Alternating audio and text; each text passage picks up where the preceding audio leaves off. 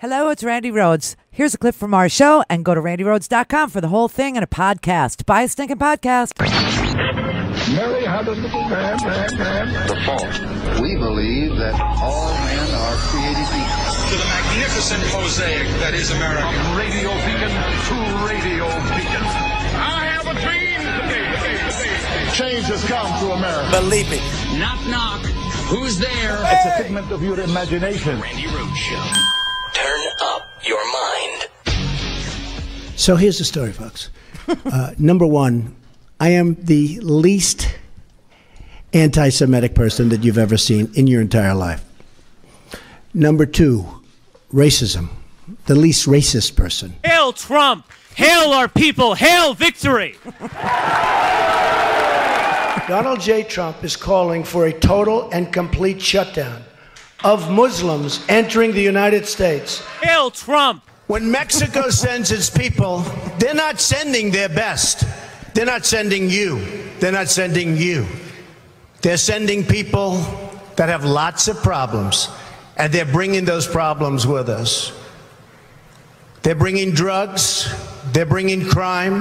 They're rapists. Hail Trump! A lot of people do not think it was an authentic certificate. How can you say that if this... You won't report it, Wolf, but many people do not think it was authentic. His mother was not in the hospital. There were many other things that came out. Hail Trump! Okay, who's next? Yeah, please. Excuse me, sit down. You weren't called. Sit down. Sit down. Sit down. Go ahead. No, you don't. You haven't been called. Go back to Univision. Hail Trump! Our inner cities are in trouble. African, American, what they have to live in the inner cities, tremendous poverty, bad jobs to no jobs, bad education, record-setting unemployment. I say to them, I will fix it. I say to them, it can't get any worse. I say to them, what do you have to lose? The press has clearly decided to double down and wage war against the legitimacy of Trump and the continued existence of white America. But they are really opening up the door for us. America was, until this past generation, a white country designed for ourselves and our posterity. It is our creation. It is our inheritance, and it belongs to us.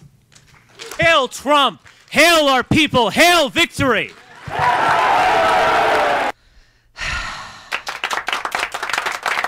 It's Friday, you bastards.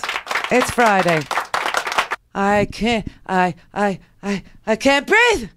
Oh my God. Yesterday, the story was that he was tweeting that he was against a FISA renewal, the 702 section, and then he had to backtrack, and that, had the whole press in a tizzy, contradicting his own administration, contradicting his own self on FISA warrants, and then he brilliantly changes the subject from his incompetence to his racism. Yeah. Oh, my God. Oh, God. That broke during our show yesterday, right at the end. Came a story that said that Trump was... I didn't understand the context that he said it in. I understood that there was a meeting of some sort and that, people were talking to him, and he said, why do we want more people coming here from shithole countries? And then the White House put out a statement, not denying that he said it, but saying that he was doing his America First thing, is what he was doing. So... putting a racist president out in the public is not showing America to be a shithole. What's wrong with people? I mean, they didn't do it. Now all of a sudden today he's tweeting, I didn't say it, and I didn't. But apparently everybody is saying that he did, including Fox, who, by the way, is agreeing that he said it, but applauding the fact that he said. I mean, I could not believe. Obviously, CNN was, spitting out a spleen last night, going, oh, I can't. And the number of times that I heard shithole said on the CNN was just was fabulous. It was fantastic. But except for Wolf. Wolf won't say it. He'll run the Chiron Right, like he'll appear on the screen with the word shithole, but he won't say the word. But everybody else was really enjoying it. I mean, just really, really enjoying saying it, being free, getting the language barrier, the politically correct, getting it all, reversed. It was very freeing for them. But then, you have to watch.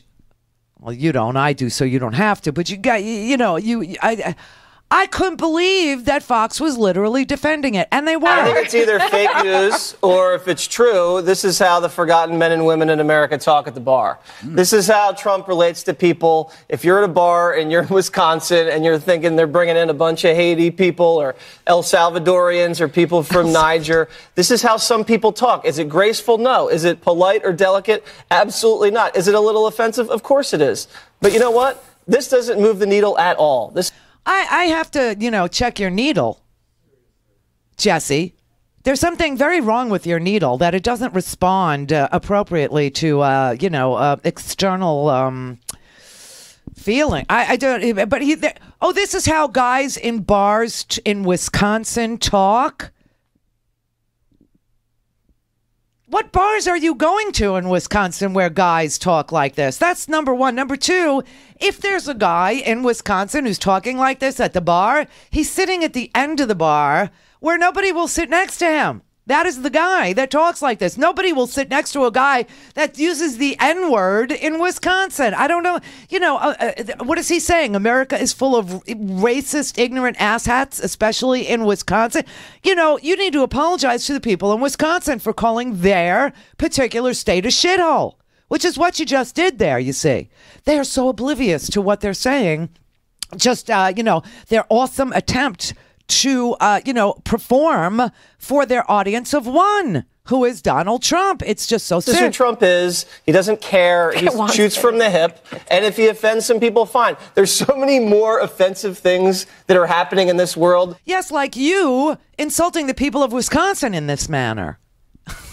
That's pretty offensive. That is a horrid insult to the Midwest niceness of the people of Wisconsin. I lived in Wisconsin. I lived in a town called Oconomowoc. I never heard anybody talk like that. I gotta say. And don't tell me, there's no black people. Bullcrap. I got my truck driver's license in Wisconsin, and the guy who taught me to drive an 18-wheeler was a lovely African-American man who wouldn't even take money from me because I couldn't afford to go to truck driving school. And the guy, he just offered to teach me in exchange because I had these awesome baking skills. I used to bake and take photos of the things I baked. And this guy said, if you bake me 2 blueberry pies, I will teach you how to drive a truck. And so I baked 2 blueberry pies and he taught me how to drive a truck. I never heard language like this from anybody, not even from truck drivers. But you're telling me that it's from like people in Wisconsin sitting at a bar? This is how the forgotten men and women of America talk at the bar. What bar are you going to? I have. But they wouldn't stop, man. They were defending him. I mean, the idiot boy, Greg Gutfeld. Oh, my God. Listen to this. Why can't citizens stay in their country and fix their country? Why is it that they can't do that? How do you describe a... Look at this posture. Does he look like he's like, in a wheelchair or something? I mean, it would be one thing if he was. But he's not. He just sits this way. And why can't people leave their... Wait till you see the analogy he makes. Wait. Country where it's impossible for you to fix it. Maybe you don't call it that, but there's something about a country in which maybe you want to stay, but there's no way to fix it. I've lived in apartments like that, and you've kind of created, and I've called them that word. Everybody has lived in an S-hole. Yeah, but I have. What? And some people are. Wait a minute. Can anybody follow this? Because I cannot. Okay, he says, why can't you stay and make it better? In fact, in America, there are places that are so substandard that people are forced to live in, like him, that he called a shithole, right? But did you stay and fix it? Is that what you're saying, that you stayed in your shithole apartment and you fixed it? Or are you saying you left the shithole and that America is full of shithole apartments and you leave them as fast as you can behind. And now he wants to know, why do people come here and leave, their shithole? They do it so that they can work here and send money back to make things better. Did you send money back to your shithole apartment landlord to make things better for the people who would go live in that shithole apartment after you? You shithead. I mean, they don't make any sense anymore. They're just, and he thinks he's being funny. He thinks he made some sort of a joke. Jokes are only true. Jokes are only funny when they're true. That analogy is like so off. I lived in a shithole apartment. America's full of shithole apartments. Okay, so you're calling your own country a shithole to defend this racist president. Okay, got it. Go ahead. Yeah, and I left the shithole apartment, but I don't understand why people have to leave countries where they can't make a living to come to America so they can make a living and send money back to help their families do better in their own country. You know how many Mexicans went back to Mexico after our economy crashed? Yeah, they were sending money home to Mexico, and then when our economy crashed, they went back to Mexico, and guess what? They returned home to homes that were built while they were working here. That's what you call fixing your shithole. I don't think he fixed his shithole. I couldn't believe it. I can't. And Judge Napolitano, he started down the road of trying to say Trump has, reached a new low, but then he has to make the positive Fox point. I've known him for 30 years. I know him well, and I like him and admire him. But this is a new low. The language, all right, the racial implications are reprehensible, and he deserves the criticism he's going to get. Yes. Flip side of this is, a lot of his supporters will agree with that tone and elected him because he uses from time to time that tone, and will cheer him on. Yes, because America is full of shitheads. And the places where they live, the people that talk like this, they turn it into a shithole. They do. Because you can't go to the deli counter anymore. You can't go to a bank and you can't talk in your hair salon. Well, in mine you can. You can't talk in a hair salon. You don't know who you're talking to. You're terrified for your life here. You can shoot people in the back and ask questions later because of stand your ground laws. We don't have equal justice in this country. And we have a president who is obviously a certifiable racist from the very beginning of his life, when he refused to rent to black people and would put a little C on their application so that nobody would show them an apartment. The application would say C, and it would go to the building manager, who would tell them as they approached to look at an apartment that there were none available. Courts yelled at him, fined him, said he had to start doing the right thing and, showing the apartments. And of course, he would not do it. Then you had the Central Park Five, who he accused of being eligible for the death penalty. And they were innocent. And then you had, the whole campaign, Mexicans are rapists and they're not sending their very best. And Charlottesville was full of good Nazis. And, his part of the country, the places where people supported him, these are the shithole places. These are the places that need the most help. And they were conned by him because this is the most ignorant part of our country. He calls them the base. I call them shitheads. It's unbelievable. But leave it to Trump to prove that there are many ways to be unfit for office, and Trump is an example of all of them. All of them. And there are still people out there, because I live in Florida, there are still people here who believe he's playing three-dimensional chess. Why? Because it's black versus white? Is that why you associate him with the chess? If he was playing three-dimensional chess, he would put the chess pieces in his mouth and have to be Heimlicked. This man is a moron and full of hatred. An ignorant hater is the most dangerous kind of person.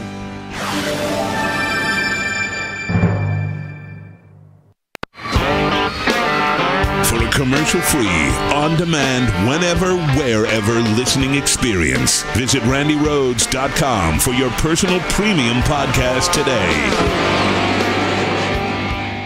Whether you're listening to me, Mark Levine, each Monday and Wednesday, or me, Leslie Marshall, each Tuesday, Thursday, and Friday, you can hear us 3 to 4 p.m. Eastern Time on the Progressive Voices Network. Here's a sample of what you'll hear. 2017 is hopefully, if not the beginning of the end of the beginning of Donald Trump. This is a test of America And hopefully, like that little piece of smallpox that they put in to immunize you to the great disease, hopefully this will be a wake-up call. The fight to protect our press, in the fight to protect our immigrants, Native Americans and African Americans, LGBT people and Jews and women and anyone this guy attacks, frankly, to protect the middle class, to protect poor people, to protect innocent Americans who are just trying to live their lives, that we will immunize ourselves and make us stronger. And for better and for worse, this was a year all about Donald Trump. Actually, I think I should say for worse and for even worse, it was a year about Donald Trump. From our trepidations, our fear at the beginning of the year of what would happen once he became president on January 20th, to our incredible astonishment at how awful a president he was. The tweets alone showed a man who is not only incapable of understanding public policy, he has no interest in it. He just makes up stuff as he goes along, and most of it is false. It really showed a little bit about who our country is. I think the Trump administration in 2017 reminds me of those disaster movies. You know the ones. Things start out where things are okay, but you fear something really bad is going to happen, and then really bad things do happen, and it gets worse and worse and worse. And then, just when you think it'll be okay, it gets even worse. But then as the movies end, somehow the heroes regroup and find a way out of the darkness, find a way to stop whatever fire or intense hurricane or horrible disaster, maybe it's Godzilla, is wrecking the village, and they come together and they count their dead and they hug each other and they realize after beating the monster they will live to see a better tomorrow. One of the biggest stories is activism that culminated, yes, in the Virginia and Alabama elections, but began the day after inauguration. The whole world was telling Donald Trump, we don't accept your vision of hatred and fear. And that activism is definitely what brought us to the great elections at the end of 2017. And frankly, I think it's going to propel us on to 2018. I think the lessons of 2017 were we were complacent in 2016. We didn't think this terrible thing could happen. And now we know it can, and it does, and we're ready to fight it. Again, that's Mark Levine every Monday and Wednesday. And Leslie Marshall each Tuesday, Thursday, and Friday. 3 to 4 p.m. Eastern Time on the Progressive Voices Network. All things Randi at RandiRhodes.com. Go for launch. Speaking truth to power, the Randi Rhodes Show. On day one, I'm going to begin swiftly removing criminal, illegal immigrants from this country, including removing the hundreds and thousands of criminal, illegal immigrants that have been released into the United States and United States communities under the incompetent Obama-Clinton administration. These international gangs of thugs and drug cartels will be, I promise you, from the first day in office, the first thing I'm going to do, the first piece of paper that I'm going to sign is we're going to get rid of these people day one, before the wall, before anything. That's why you voted for him, right? Right? Yeah, you little shithead. That's why you voted for him. He was sufficiently racist for you. And he still is. And that's why Fox keeps saying, doesn't move my needle. Doesn't move my needle. I want to see your needle. I don't want to see it. I just want it tested. And then I want the results of your needle's performance to be submitted to the public.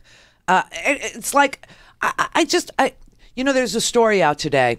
It's a Vanity Fair story, and Vanity Fair does excellent journalism. And they say that the reason why Fox is doing what Fox is doing isn't because they don't think he's crazy. I mean, the executives at Fox News do think Donald Trump is a lunatic. They do think he's unstable. They do think he's crazy. They think he's like the 71-year-old man who sits in his chair, watches 4 to 8 hours of Fox News, and constantly calls the Fox News stations and, starts to try and have a conversation about the content of what they're calling news.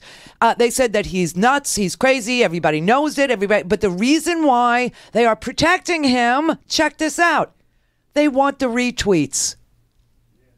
I swear to God, it's free advertising for them. And Roger Ailes is gone. They said Roger Ailes used to give the Fox people talking points. Okay? He used to tell them what to say. They would have meetings. And this is why they always accused people like me and others at Air America, you know, that network. They used to accuse us of having talking points. We never, ever had talking points, and we never had meetings. We barely spoke to each other, let alone to, like, management. What was that? I mean, we didn't even know who the people were. Like, one day this guy would be the manager, and then the next guy, this guy would be the vice president. Then his brother would purchase the company for him and give him a little gift of a radio network. I mean, that's how it was. It was very strange. But that said, they would always accuse us of having talking points. We never got talking points, not ever, not once. But they thought that we did because they did. Because they were running some sort of propaganda outfit, and Roger Ailes was telling them what to say, putting words in their mouth, telling all the pundits what they wanted, what he wanted to be brought up on their shows, and they would do it. They would do it. And if they did it, and they did it right, he would promote them. He would give them their own show. He would move them up. And Judge Jeanine, who also wears a cocktail dress to work. Beautiful clothes, though, gotta say. She has gorgeous, gorgeous clothes. But she said, according to Vanity Fair, she was walking out of the makeup room, which had to be a 3-hour stint. Oh, come on. And she said the reason why she does it is because she really, really, really wants to work at the White House. They are looking to go directly into the White House. This is why they do what they do. And yes, the president calls Sean Hannity after every show, and he comments on what he liked about it, what he didn't like about it, because he's now telling them what he wants on the TV. So that's why whenever they say something, it's because the president told them to say it, and then Trump tweets it, and then they get the retweets. I swear to God, it's state-run TV. You have the leader of the free world running his own TV network, and they are doing it.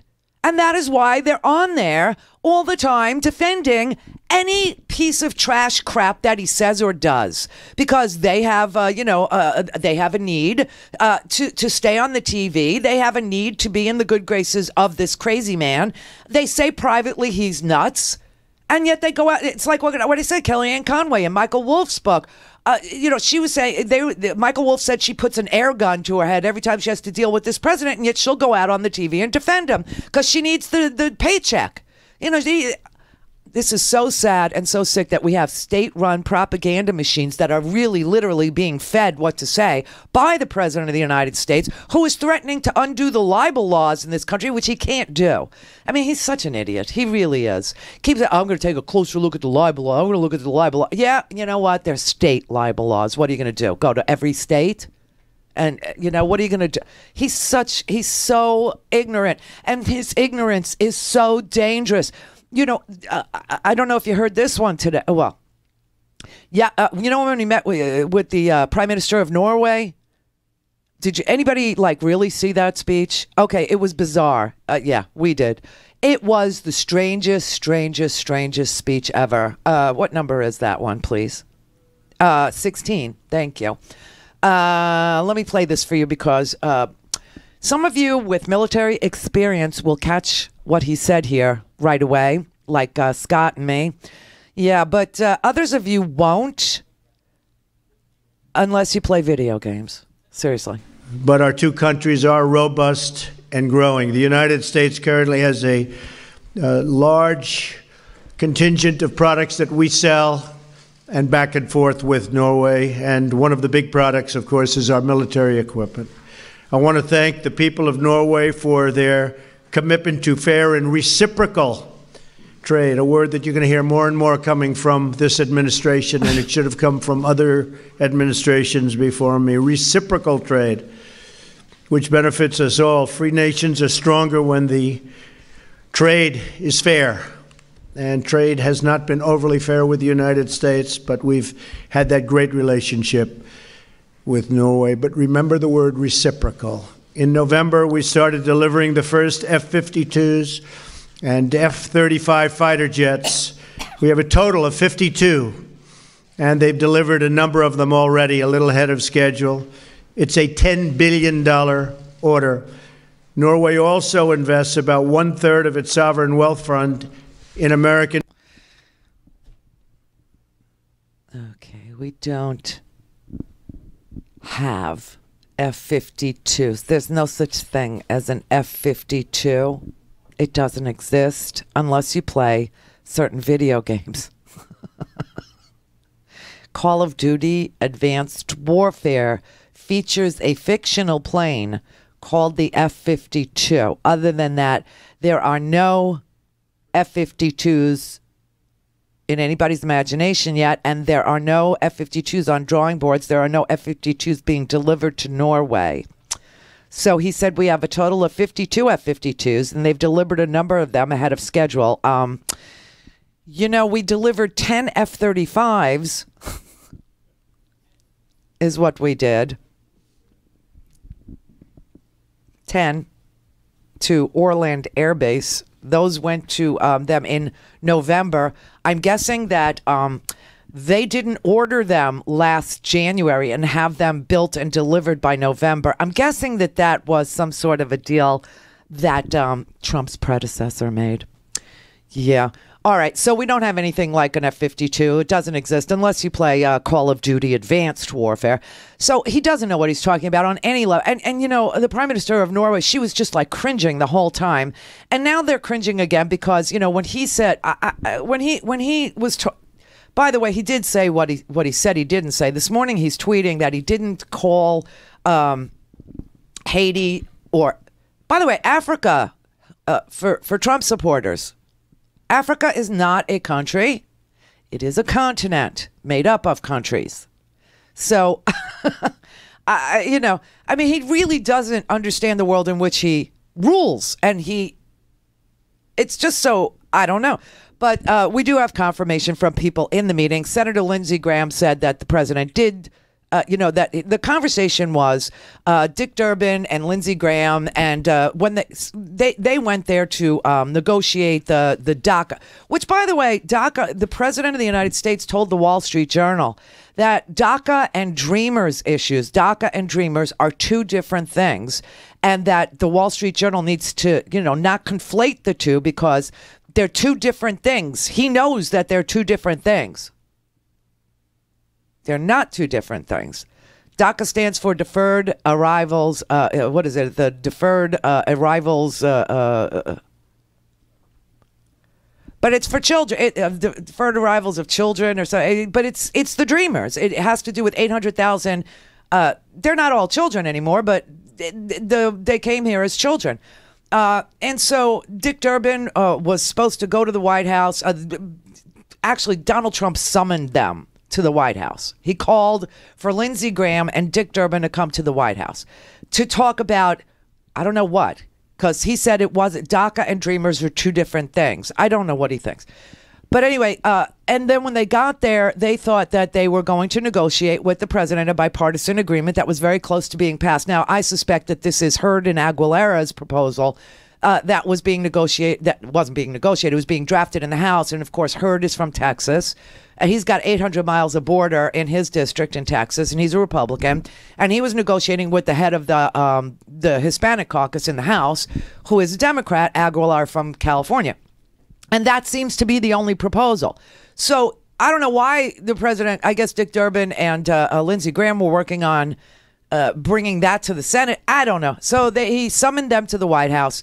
They went to the White House, and when they got there, they found, some of the craziest, racist, anti-Hispanic, anti-Latino, congressmen hanging in there. And Dick Durbin was kind of freaked out because it was Tom Cotton there, and he wasn't supposed to be there, or nobody told him that Tom Cotton was going to be there from Arkansas, and also Sonny Perdue from Georgia, and nobody told him that they were going to be there, And so Dick Durbin said it changed everything. It just changed the whole, tone of the meeting. So Dick Durbin was sitting there, and they were willing to negotiate with him, and they started going down, the issues that they had that they would like addressed in this Dreamers bill, in this DACA bill. And so they started talking about one of the things that President Trump said he was concerned about, and that was the visa lottery, right? He said he hated the lottery.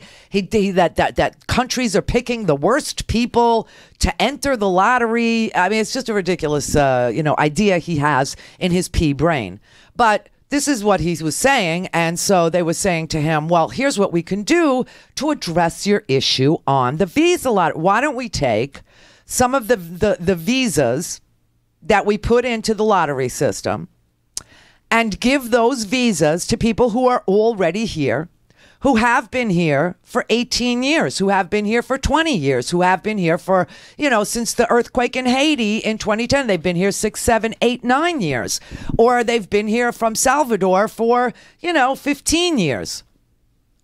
Why don't we take some of those lottery visas and give them to people who are already here, who are already working, who are already contributing, who are already showing that they are part of our economic prowess, because they start businesses, they are doctors, they are lawyers, they are students, they are getting their PhDs, they're getting their master's degrees. 41% of our African immigrants. In fact, check out this number.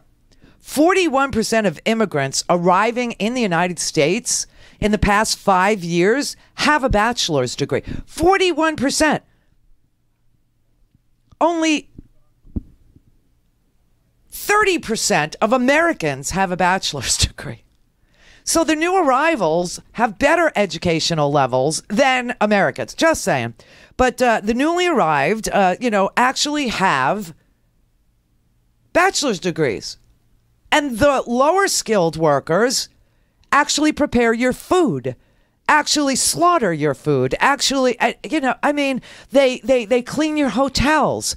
You wouldn't have a food industry. You wouldn't have a hotel industry without low skilled workers. And so we rely, you wouldn't have, anyway, I don't think I need to tell you. Maybe I do. But so they were in there and they were saying, so what about this idea that we give the visa lotteries, the lottery visas to people who are already demonstrating that they are part of a group that commits very few crimes, that they are part of a group that is seeking higher education, that they are part of a group either who has higher education or is seeking, or that they are contributing to the economy. Why don't we do that? And and so he started throwing out, Dick Durbin started throwing out the names of countries. And he said, we've got 50,000 Haitians here. We've got, the Salvadorans that they're not Salvadorians. God, are they stupid. But we have Salvadorans here and they're working and they have very low crime rates and blah, blah, blah. And that's when the president started on this racist diatribe. Here's Dick Durbin to tell the story.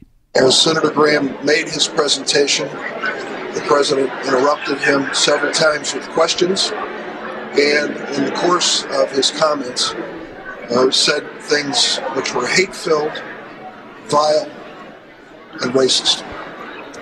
He used those words advisedly. I understand how powerful they are.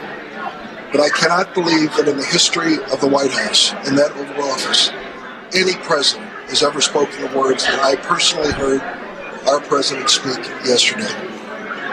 You've seen the comments in the press. I've not read one of them that's inaccurate. To no surprise, the president started tweeting this morning denying that he used those words. It is not true. He said these hate-filled things, and he said them repeatedly.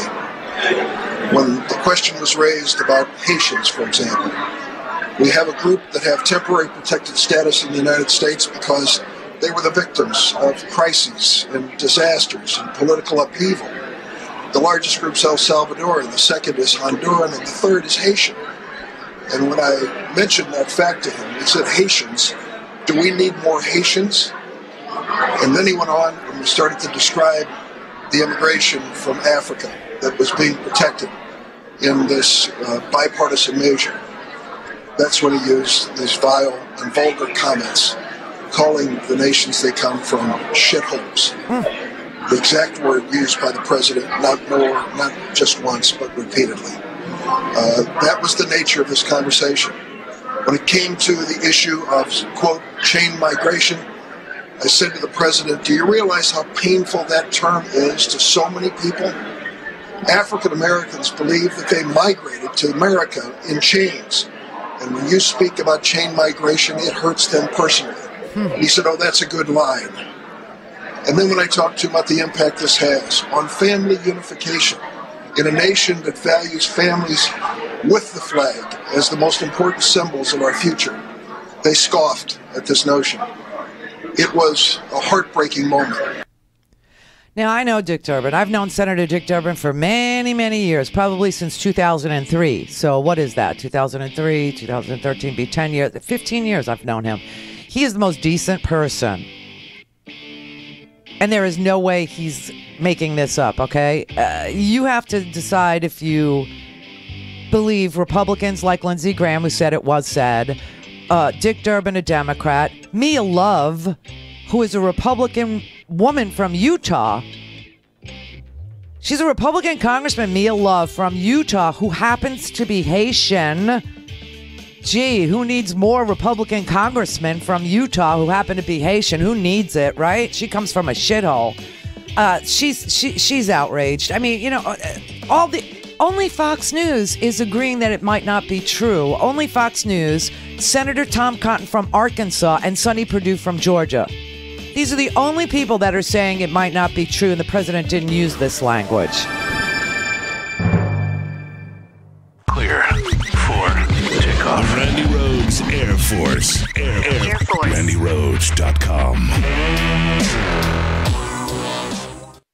Smoke 'em if you got 'em. Yes, it's Herky Jerky in 2018. And for 2018, they're starting off with $5 off full packs of delicious beef smokies. Since Herky Jerky started in 1992, Herky Jerky's delicious beef smokies have been one of the most popular items, and for very good reason. The 100% beef meat sticks have just the right amount of snap on the outside and flavor on the inside. They're low cholesterol, high protein, guaranteed fresh, and the perfect snack for any occasion. This month, they're ringing in the new year with a discount of $5 off all full packs of their 3 kinds of smokies, mild, honey, and jalapeno. The full packs are 1.5 pounds. They include 30 long sticks. The discount applies to full packs only, but as always, if you buy any 2 packs of their products, you'll get free shipping. We hope everybody had a fun and safe holiday season, and we look forward to you enjoying Herky Jerky in 2018 with the absolute best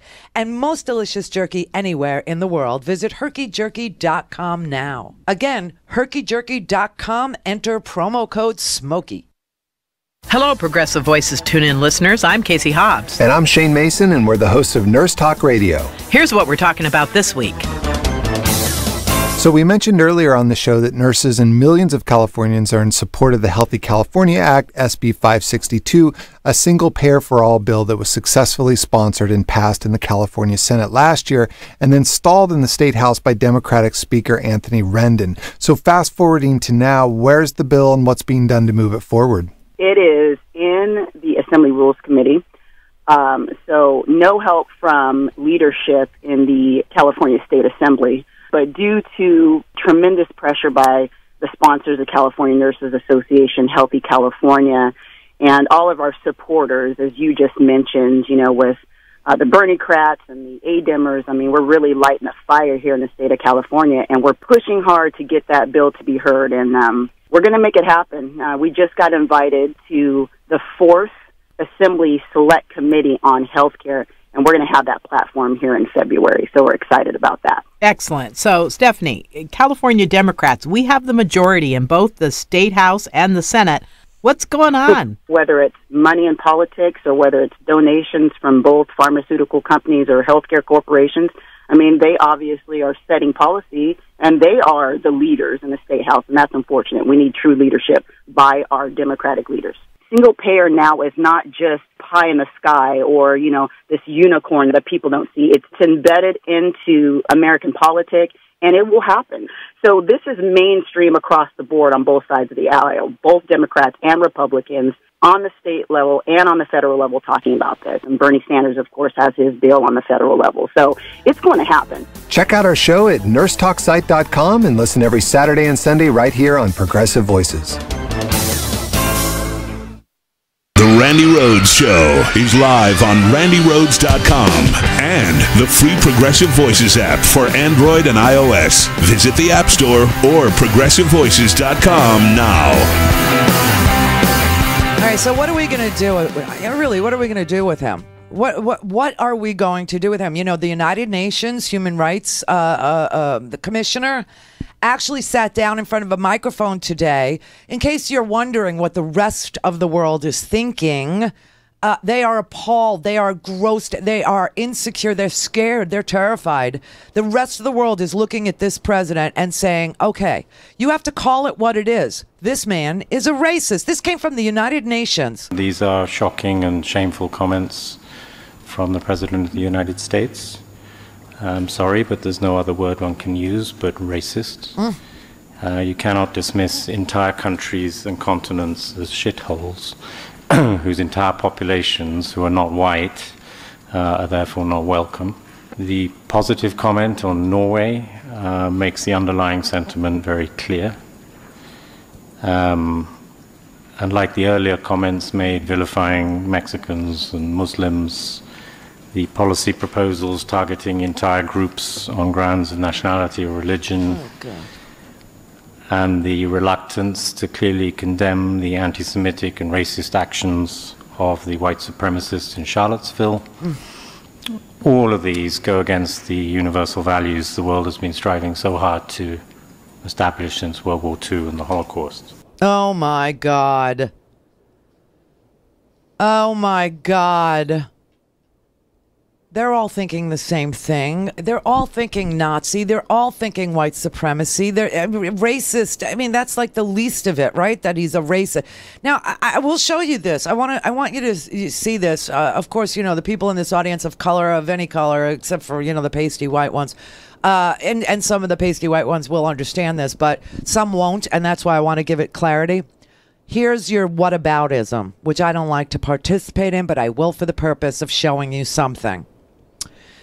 If President Barack Obama said that he didn't want any more Norwegians or Northern Europeans immigrating to the United States and instead preferred people coming from Haiti and from Kenya and from Nigeria, and he was going to prioritize those people for entry into the United States to the exclusion of lily white Europeans, what would be said by Fox News about Obama prioritizing by race African immigrants or Muslim immigrants or immigrants from Haiti or immigrants from Central America? What would have been said about Barack Obama?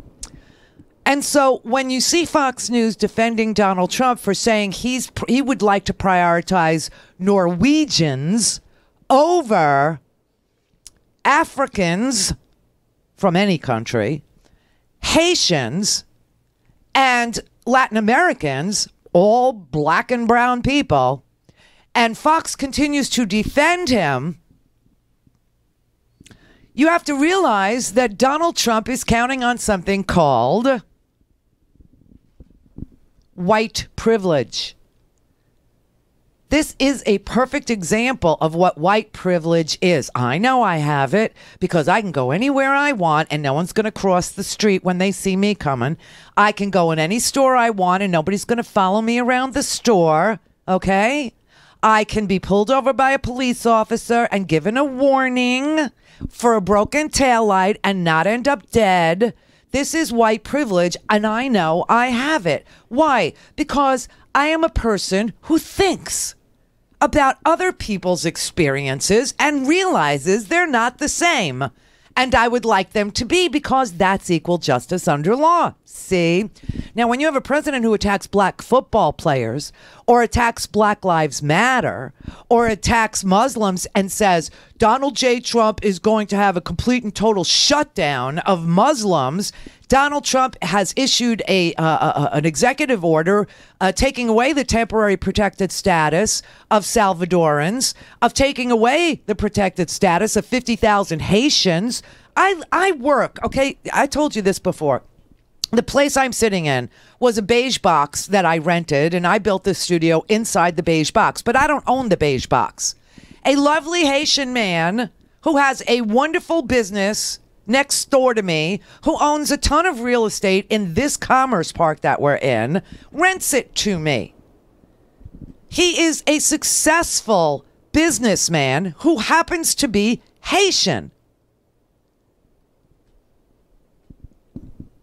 Because I live in a place where we have many Haitian immigrants working and living here, home ownership. This whole neighborhood that I work in, this whole place, this whole area is a Haitian community. And I feel so welcomed here and so comfortable here and so appreciated here. And it's a mutual admiration society here. But if the coin was flipped and they decided not to, if they tried to move into, a neighborhood full of people who apparently watch Fox News, all kinds of crap would be said about that. Meanwhile, I'm welcomed. So it's not a two-way street. And the reason why it's a one-way street is white people. White people are scared that America isn't a homogenous. It never was. That's the crazy part. It never was. That said, the president has white privilege. He gets to say racist things all the time, out loud, in front of microphones and in public, and racist America applauds him because they feel privileged. They think that their whiteness, even if they're poor, even if they're undereducated, even if they're drug addicted, even if they're voting against their own best interest, they think they're better off on the lowest economic rung of society. They think they're better off than an educated Nigerian because he's a black man. And that's sad and sick. Nigeria, which he invoked yesterday, he actually, oh my God. And then, there was another New York Times story where there was an Oval Office meeting in June of this year. And Trump made comments in that meeting. It was in the Oval Office, except it wasn't with Congress members. It was with his own cabinet, okay, who, go to the mat for him, obviously. But it was reported by somebody, two people actually, in the cabinet meeting. We don't know who it was. But it was reported by two people in the cabinet meeting, and it could have been anybody. We don't know. It didn't have to be a cabinet member. It could have been one of their staff. But that when the president was talking about Haitians and he was envisioning taking away their temporary protected status back in June, and Salvadorans too, and also people who migrate from various African countries, he had complained. They went down the list. And he had complained about admitting Haitians to the country.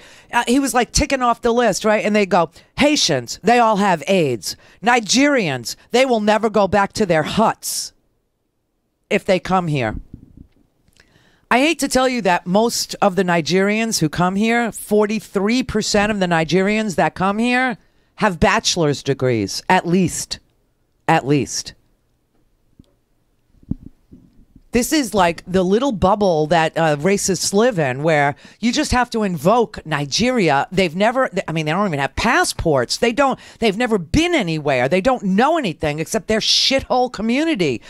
All they know is the rusted out, yesteryear. They haven't done anything to, change over their economy or, and they just sit there and complain and whine and moan and bitch. And the president is one of these. The president is a person who thinks that if you're not white, there's something wrong with you. If you're not rich, there's something wrong with you. If you didn't inherit money, you weren't, you weren't born to the right genetic family. I mean, he talks about genes all the time. And he has spread this, not just to the darkness, the darkest parts of American hearts, but he's made this like, okay. And now it's on the TV. His base is going to love this. His base is going to applaud this. I mean, it's unbelievable. Mia Love, who is a Republican from Utah, she is of Haitian descent. She demanded an apology from the president. She said his comments were, quote, unkind, divisive, elitist, and fly in the face of our nation's values. This behavior is unacceptable from the leader of our nation. She said her parents never took a thing from the government while achieving the American dream. The president must apologize to both the American people and the nations he so wantonly maligned. Luis Gutierrez, a Democrat of Illinois, said, as an American, I'm ashamed of this president. His comments are disappointing, unbelievable, but not surprising. He said that he can now say with 100% confidence that the president is a racist who does not share the values enshrined in our Constitution or Declaration of Independence. The reactions, like I'm showing you, they were extraordinarily bipartisan. And then the president tweets, the Democrats seem intent on having people and drugs pour into our country from the southern border, risking thousands of lives in the process. It is my duty to protect the lives and safety of all Americans. We must build a great wall. Think merit and end lottery and chain USA.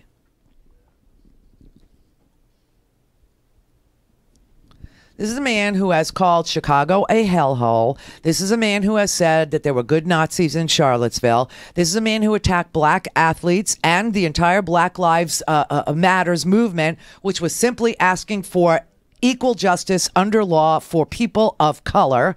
This is a man who actually, said that Mexicans are rapists and murderers, that Muslims must be banned from our country, practiced birtherism, banned black people from even seeing apartments in his ridiculously ugly buildings in Queens that his father built, not him, his dad.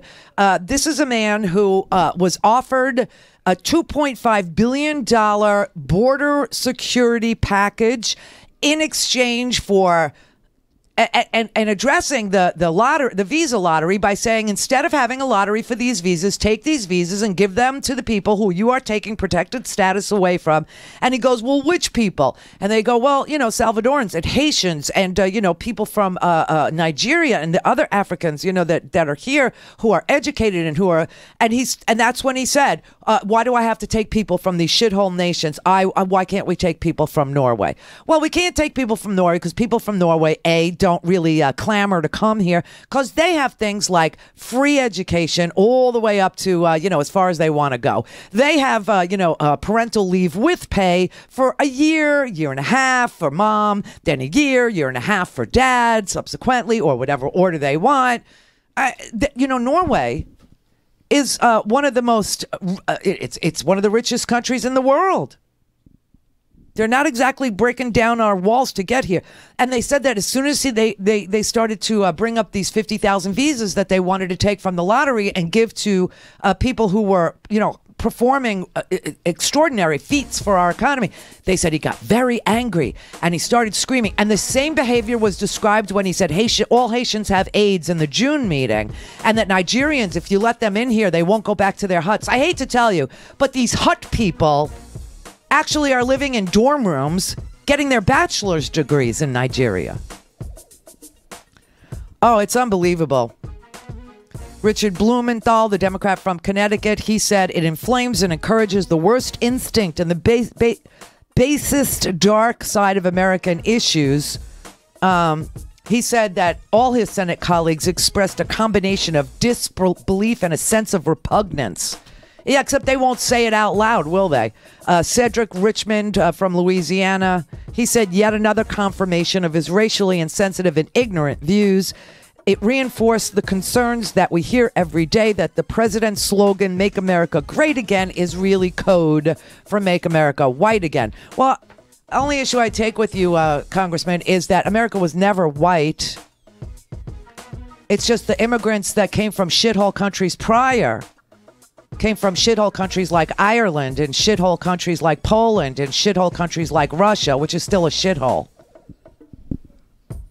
where there is no free speech, where there is no free press, where there's an oligarchy and there is $450 a week if you work your ass off. It's a shithole, Russia. and those happen to be white immigrants. But we were never a white country, so it's really not make America great again. It's make America hate again. That's the goal. That's what he's working on. And whatever happened to he would take any deal. He'll take the heat. He'll cover for the Democrat. He'll cover. Whatever happened to that? Lying sack of crap. Senator Tom Cotton from Arkansas and Sonny Perdue from Georgia go, they don't recall him calling these nations shitholes. They don't recall. Now, the top of the Randi Rhodes Air Force. The Randi Rhodes Show is live on RandiRhodes.com and the free Progressive Voices app for Android and iOS. Visit the App Store or ProgressiveVoices.com now. Now, the top of the hour on the Progressive Voices channel on TuneIn presents the Green News Report. It's our worst fear coming to life for us right now. Record rain and deadly mudslides hit California in the wake of record wildfires. Trump administration reverses expansion of offshore drilling, but only for Florida. Plus, today, New York City is ending that decades-long pattern of deception and denial by holding these fossil fuel companies to account. New York City sues the oil industry for climate change damages and will divest from fossil fuels. All of that divestiture and more straight ahead. From BradBlog.com, I'm Brad Friedman. And I'm Desi Doyen. Stand by for 6 minutes of independent green news, politics, analysis, and snarky comment. These companies knew as far back as at least the 80s and perhaps earlier that burning fossil fuels would have ruinous impacts on the planet's atmosphere and that it would change our climate, exposing the globe to sea level rise, increased heat, and severe storms. What do you have against disaster capitalism, sir? This is your Green News Report.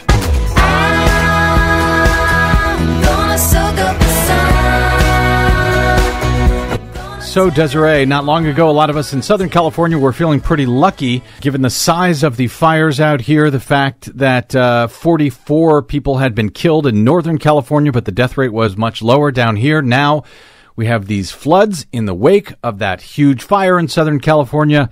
And it's clear we really weren't lucky at all. Yes, it's true. In Southern California, rescuers are now racing to find survivors that were trapped by mudslides and flash floods in areas of Santa Barbara County that had been stripped of vegetation just last month in those record wildfires. Torrential rains on Tuesday night, at one point dumping nearly an inch of rain in only 15 minutes, triggered powerful rivers of mud that demolished more than 100 homes while residents slept. At least 17 people are confirmed dead as of airtime. That number is likely to rise. More than a dozen are still missing. And is it fair to say that had we not had that huge wildfire in the area that was struck by rain, we would not have seen those mud flows and those deaths? It's very likely. In a press conference, Santa Barbara County Sheriff Bill Brown said the devastation looks like a war zone. The only words I can really think of to describe what it looked like was it looked like a World War I battlefield.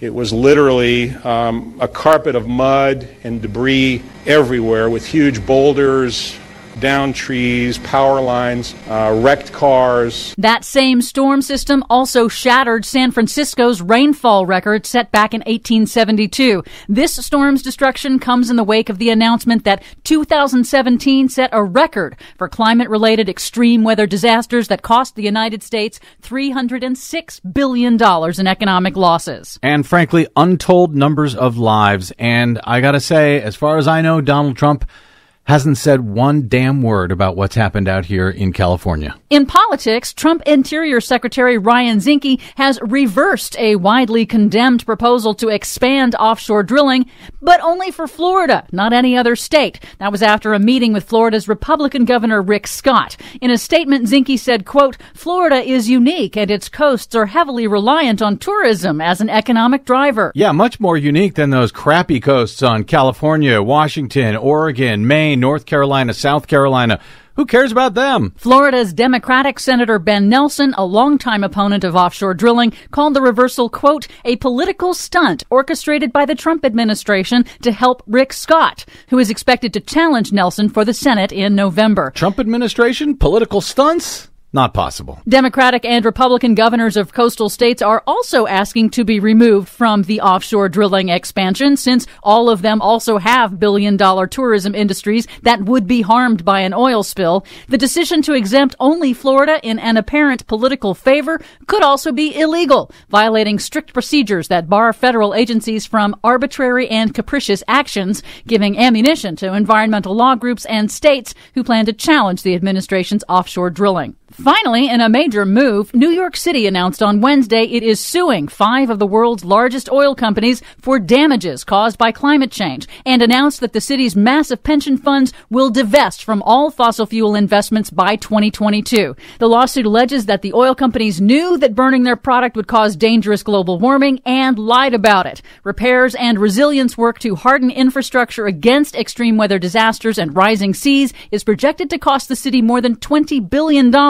In a press conference, the city's chief sustainability officer, Dan Zarilli, noted that fossil fuel investments have underperformed the market recently and characterized both moves as an economic imperative. The impacts of climate change are no longer theoretical. It's not just happening far away. It's here and it's now. We're already spending billions to protect this city, and much more will be needed this century to protect New Yorkers. And that's why the city's lawsuit, filed last night in federal court, is seeking billions in damages to ensure that our city will be ready to withstand these impacts. The lawsuit is very similar to lawsuits that clawed back billions in damages from the tobacco industry. Go get them, New York City. For much more on all of those stories and the ones we couldn't get to, please check out our website at greennews.bradblog.com. Find us, follow us, and share us worldwide on the Facebooks and the Twitters at Green News Report. I'm Brad Friedman. And I'm Desi Doyen. And this has been your Green News Report. It's up to you, New York, New York. Please help Progressive Voices support the Green News Report by stopping by bradblog.com/donate. Mary had a little man. The fault. We believe that all men are created equal. To the magnificent mosaic that is America. From radio beacon to radio beacon. I have a dream today. Change has come to America. Believe me. Knock, knock. Who's there? It's a figment of your imagination. Randi Rhodes Show. Turn up your mind. When a person shows you who they are, believe them the first time. He has shown us throughout his life. He showed us throughout his campaign. He has shown us throughout his time as president. He is not going to change. A 71-year-old racist is not going to see Jesus and come to a different conclusion and a different heart at this stage in life. This is who he is, and it's up to the rest of us in America to say that that is not who America is. The reason I'm so pissed off about this, John, is because I live in Miami.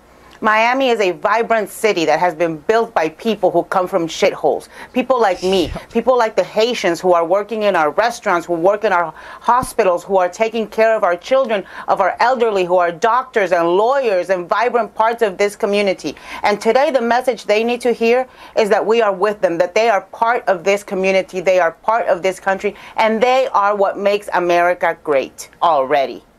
Jason? JB, you know I love you, but I thought that intro coming into this segment was just completely ridiculous. I mean, what we're here to talk about is the fact that President Trump is trying to get a deal done on DACA. He's trying to get a deal done. Jason, with all due respect, that may be what you're here to talk about. Okay, but the president said something that a lot of people reacted to. Said, so let's talk about what he said. Yeah. He was supposed to have a meeting yesterday where these lawmakers were going to come in and talk about merit-based immigration reform, and they came to him with something that had a whole bunch of carve-outs. He doesn't want carve-outs for folks from specific countries, whether it be the UK, whether it be Norway, whether it be Japan, whether it be Haiti, whether it be El Salvador. He doesn't want carve-outs by country. He wants a merit-based immigration system. Plain and simple. And the fact that these folks came to him with a plan that isn't acceptable in his mind, obviously he was fired up. So there was salty language back and forth on either side. And so he said some of the places in the world might be S-holes. Well, guess what? There are a lot of S-hole countries all around the world. He only mentioned ones that had black and brown people. Yeah. That's the problem. He encouraged Norway to send, not based on merit or anything else, just to send because they were white people, and to discourage people from Nigeria, because Nigerians will never go back to the hut. And the sad truth is that 43% of the Nigerians who come here have bachelor's degrees, and only 30% of Americans have bachelor's degrees. So they're better educated than we are, and they're coming here. And then, of course, on the flip side, there is something to talk about the people who come here with nothing but a dream in their heart and an unbelievable work ethic, where they will give everything to making America, an economic success story. They will serve food. They will clean floors. They will take care of grandma for you. They will take care of grandpa for you. They will take care of your children for you. They will take care of your house for you. They will take care of your lawn for you. They will do everything and anything. They will work when it's 105 degrees outside.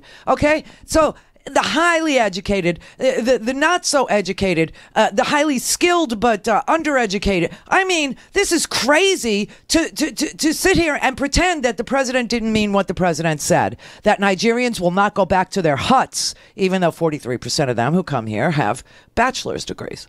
I mean, come on. These people are shameless, disgusting people. I will say Rick Wilson, who is a Republican, who's been on this show, I should have reached out to Rick. I didn't do it. But Rick Wilson, oh my God, he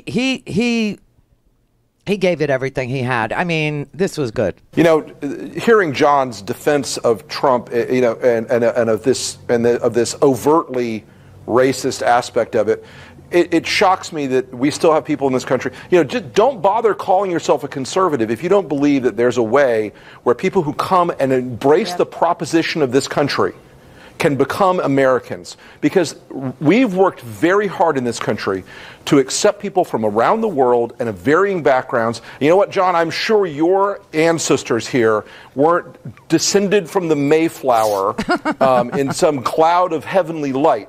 I'm sure they came here from Ireland or Germany or Italy or somewhere else. And you know what? Back then, they were the shithole people. Exactly. Back then, they were the people who were looked down upon. And you know what? If this is a country that's based on the proposition that we have an American system, an American dream, an American framework that allows people to come here and work hard and raise their families and engage in society and contribute to society, then your idea that these people should be bounded out of here because they happen to come from the shithole countries is absurdly un-American, absurdly unconstitutional, and not conservative in any way whatsoever. And if you believe that, go on Amazon, order yourself a pointy white hat, head down to Home Depot and get the wood to build a burning cross, because that's the kind of thing you're talking about. That's where your attitude leads to.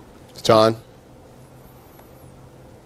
Well, it's about economics, Rick, and you can throw all the insults you want, and I appreciate it. But look, at the end of the day... No, you don't appreciate it, John. You are a weak, impotent person who can't handle the fact that there are people who don't look like you who want to come to this country because our system is awesome. You hate that. You hate it so much because you're just so weak inside. That's your substantive argument to me, Rick Wilson, who backed every losing candidate John, I will gut you like a fish on this show if you want to keep this up. You don't have a substantive argument. Your argument is based entirely on the fact that those people are brown. We had to rewind that last night, right? Yeah, Howard was in the living room, and I was in my office because that's where I always am working. And we both had CNN on at the same time. And he goes, "Did he just say he was going to gut him like a fish?" I said, "I don't know. Rewind that. So we went back, and it was like, oh, my God, Rick Wilson just told this guy he was going to gut him like a fish. But it's true. Exactly what he said is true. In 1901, when my people came over here, okay, they came over from a shithole. They came over here from Ukraine, which was a shithole. It still kind of is. Okay, you've got people that are sitting on this show, I mean, guys that are talking like this with last names like Ryan and last names like, that end in vowels like Judge Napolitano. And back when their people came, they came from Sicily, which was a shithole. I mean, the Godfather, Michael Corleone, when he first came over here as a young boy, it was 1901, right? He comes over and he is put into quarantine because he's got some shithole country disease. I don't know if he had scabies, or scurvy, or I can't remember. It's a great trivia question. He was number 7. I will tell you that. That much I know. He was number 7. That was the number around his neck at Ellis Island. There's your trivia. But, I mean, people came here from Sicily. They came here from Ireland, which was a shithole because there was a potato famine. This is an island. And nobody ate because they couldn't fish. I mean, these are the kinds of things people say. The Polish jokes. Oh my God! I grew up in Brooklyn. The Sicilians and the Polish people. I mean, they despised each other. It was just the Italians. The Irish were cops. The Italians were the mob. I mean, it was just so divided because everybody thought everybody else. And you know what? You can say that they did come from a shithole. You could say I came from a shithole. But you can't say to me, you came from a shithole. Okay? Do you get that?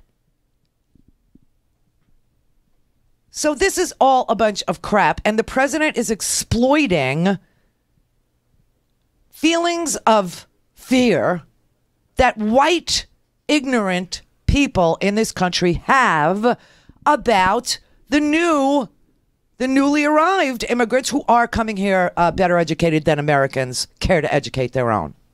That's just a sad fact. Nico in Myrtle Beach, South Carolina. Hey there, how you doing? How are you?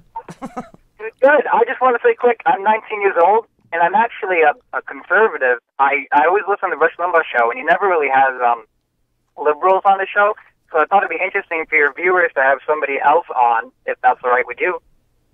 Oh, go for it. Yeah, I just want to talk I think what you just noticed, see, we have a full board of calls, which you can see if you're watching on the video. You'll see it blinking, and all of our lines are taken up.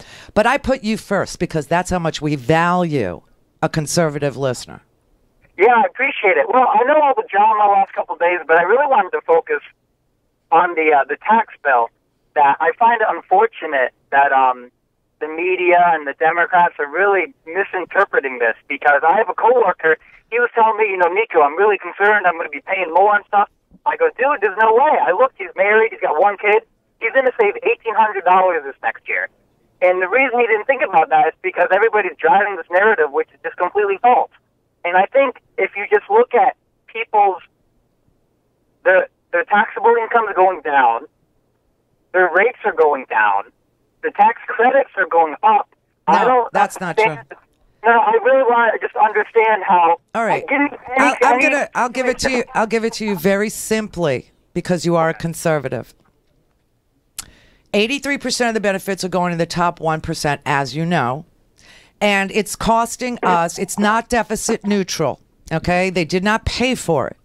So, in order to give the corporate America and the very wealthy the ability to inherit $22 million tax-free, or in order to give corporations a tax break, which they don't need because they're super profitable right now, we had to pay for it. So we added $1.5 trillion to the deficit, and the average guy making $60,000 is going to save $12 a week. I think, as a business person, I own this business. I think, as a business person, to save $12 a week, to have it cost me $1.5 trillion is a stupid deal I would never take. Okay, now we can agree whether or not the corporations and the rich people deserve one, right? You always say... I don't even care. I'm not going there. I'm talking sheerly cost benefit, okay? Right, that's what businesses do. We do cost benefit analyses, and we figure out whether or not we can afford to do things. Tell you the truth, I don't want to be saddled with another $1.5 trillion in debt in order to save $12 a week. It's not a good deal for me. Small businesses didn't get anything out of this. That's what I am. But yet corporations got their taxes reduced, a full, from 35 down to 21, when that's the statutory rate. The effective tax rate for businesses like Carrier, who just laid off 500 people, even though the president promised they would not be laid off. They did it anyway. They have profits of, $8 billion, and they're firing people and moving to Monterrey, Mexico. And part of the reason is because of this tax bill. And I'll explain it to you very simply. We went from a global tax system where you had to pay something in the United States to a territorial system where if you make your money overseas, you now don't have to pay taxes in the U.S. And that is incentivizing people like Carrier to move to Monterey to save, because they don't have to pay any taxes on things that they make offshore now.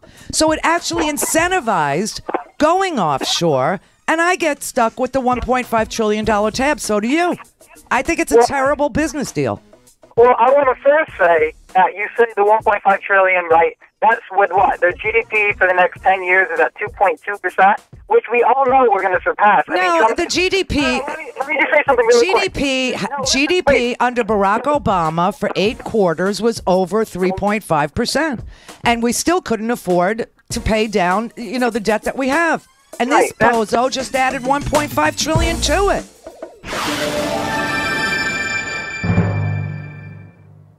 To speak to Randy, call now, you bastards. 561-270-3844. Hello.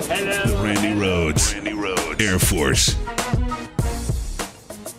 I'm David Pakman, host of The David Pakman Show on the Progressive Voices channel. Check out this clip from my show. Lawyers for Donald Trump have started talking with Robert Mueller's special investigation staff about what a Trump interview with his investigators might look like. And this is because Trump's lawyers are probably correctly guessing that eventually Mueller's investigation is going to get to Trump personally. Since how could it not? Since Trump is clearly being investigated personally. And on the table, and we know why, is the idea that instead of an in-person interview with Mueller's team, that Donald Trump would participate by writing written responses to Robert Mueller rather than actually having to go in there and sit down in a live interview. I wonder why Donald Trump's attorneys would prefer that he just submit written answers to Robert Mueller. Another part of the discussion is whether Trump would be interviewed, if there was to be an interview, directly by Robert Mueller or by some of his staff. And more than likely, it seems that it would be Mueller's staff, not Mueller personally. And they're, of course, also examining whether the president can even be interviewed in these investigations. There are multiple sources that say that what Trump's lawyers are really looking for is some kind of legal justification to say you can't actually interview the president himself because it would cause some kind of conflict or problem or security issue. This is not actually a new conversation for Trump's lawyers internally. Back when Paul Manafort was indicted, Trump's legal team, his personal legal team, started strategizing and talking about how can we keep Mueller away from Trump here? But we're getting closer and closer to the time when it's just going to be time for Trump to go in there and talk to them. And that's when it really starts to get funny. A second person familiar with what Trump's lawyers are proposing or thinking about says that Trump's lawyers have the idea that maybe it would be acceptable for Trump to skip the written question and answers, for Trump to skip the in-person interview, and just to write an affidavit where he says, I did nothing wrong and didn't collude with Russia, and that would be it. Yeah, because that would be a really trustworthy piece of paper, right?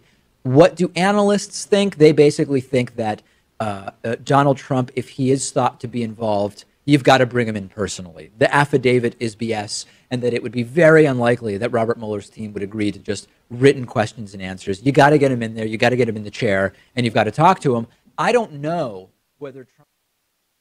Call in, connect. To speak to Randy, call 561-270-3844. 561-270-3844. So I just want to show you something.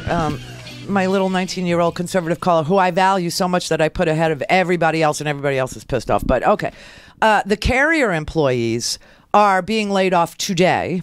That brings the, he said he was going to save all these Carrier jobs. 500 of them are being laid off because their jobs are being moved to Monterey, Mexico after the tax bill. Because we went from a global system of taxation to a territorial system, which means if you make your money in Monterey, Mexico, you don't have to pay, even though people in America are buying you're an American company like Carrier, a profitable American company like Carrier. They just laid off 500 people. And the obscenities from the employees, oh my God, they were so because they know they've been conned.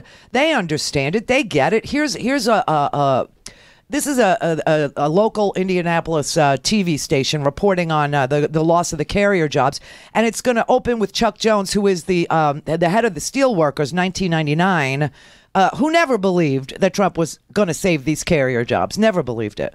I'm sorry that people bought into his message and sold us a bag.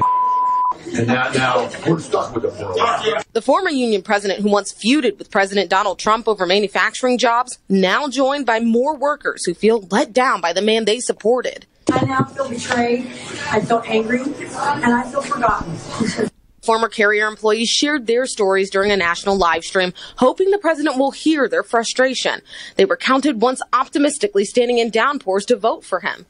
He was the only candidate to talk about these forgotten men and women, to talk about unfair trade deals, to talk about offshoring. But the problem is he didn't deliver. We all didn't expect 100% to be saved. That was a given. But we expected a lot more to be saved than what was told that he promised. At rallies and on Twitter, Trump once claimed there was a 100% chance he could save more than 1,000 carrier jobs. But union leaders say fewer than 800 remain, with 215 people clocking out tomorrow for the last time. Dwayne Oroscovic is one of the hundreds with only one shift left until the unemployment line. I mean, he just lied, and he is a liar. And I think, at 19, you're able to, see that he's a racist and he's a liar, and that this was a very bad deal. This is a terrible, terrible deal.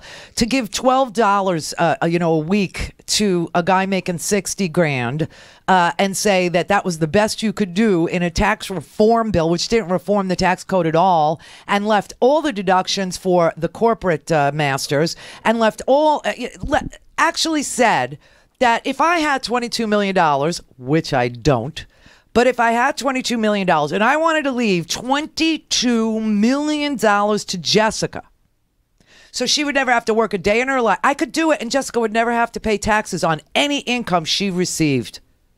I'm so sorry. I'm not paying $1.5 trillion for that with a smile on my face. That's not going to happen. It's a ridiculous deal. Now, Carrier, last year, $3 billion in profit. So they're not leaving because they're not profitable here in the United States employing these people. No. They're leaving because if they go to Monterey, they don't have to pay any taxes in America, which also saps revenue from our treasury.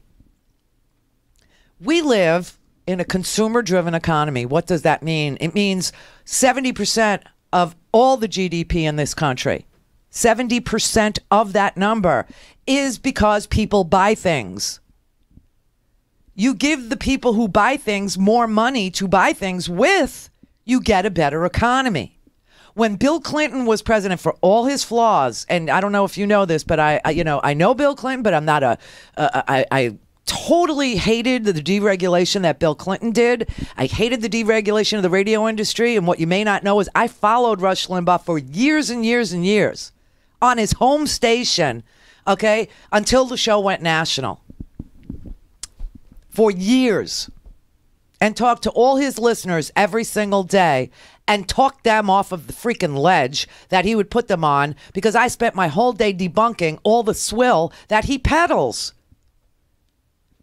And this is a man who was so unkind that in the years and years and years that we followed each other, he never once came. He has his studio in his freaking house. And he never once crossed the bridge, which is like a 5-mile drive, to say thank you to any of the people that busted their ass to get his show on the air every day. He never has. And then when I went national and shared a studio in New York, he's got a lock on his studio door, and he's got the blinds drawn so that you never, ever, ever can look at him or see him or talk to him. He's such a weird freak of nature. And at that time, Rush Limbaugh lost his hearing because he was abusing opioids. He was having his maid go to a Denny's right across from our radio station to pick up opioids for him. She'd bring a cigar box full of cash to the drug dealer at the Denny's, and he'd give him hundreds of oxycodones. Please, spare me with your love for this fraud. However, back to the business of business, they are moving, and this tax bill incentivizes companies to move offshore so that they can completely avoid American taxes. That sucks money from the Treasury, doesn't add money to the Treasury. And the biggest tax cut was for the top 1%, and we're stuck paying for it. It's a bad business deal. Period. End of story. And you'll find this out when the same people that voted for this tax bill telling you some crazy wild-eyed story about GDP going through the roof and paying for the whole thing, which is just fantasy, start to say, we can't be such spenders. We're in deficit spending. We've been in deficit, And guess what they'll do? They'll cut Social Security. They'll cut Medicare.